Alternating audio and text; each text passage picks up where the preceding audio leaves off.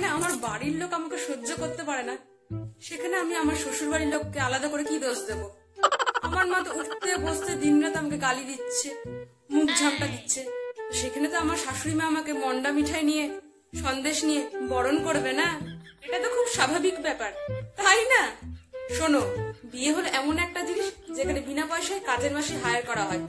আর শাশুড়ি ভাবে আমি ইন্ডিয়াস গট ট্যালেন্ট থেকে এসেছি, যেখানে সব ট্যালেন্ট আমাকে এই বাড়িতে এসেই দেখাতে হবে। ঘর মোছা, বাসন মাজা, কাপড় কাচা, রান্না বান্না ইত্যাদি ইত্যাদি। বলে লাভ নেই, ভালো শাশুড়ি আমি শুধুমাত্র দিদি নাম্বার 1-এ দেখেছি। এই সব শাশুড়িগুলো মার্কেটে কোথায় পাওয়া যায় জানেন?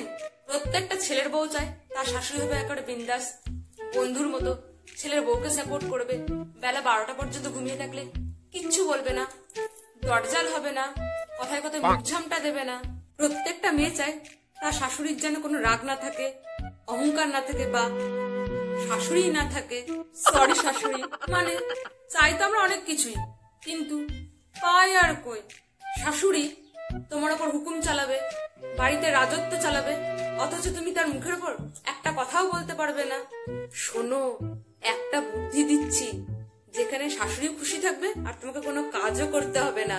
বলবে যে মা, আপনার মতো রান্না তো আমার মাও করতে পারে না, আজকে দুপুরের রান্নাটা আপনিই করবেন।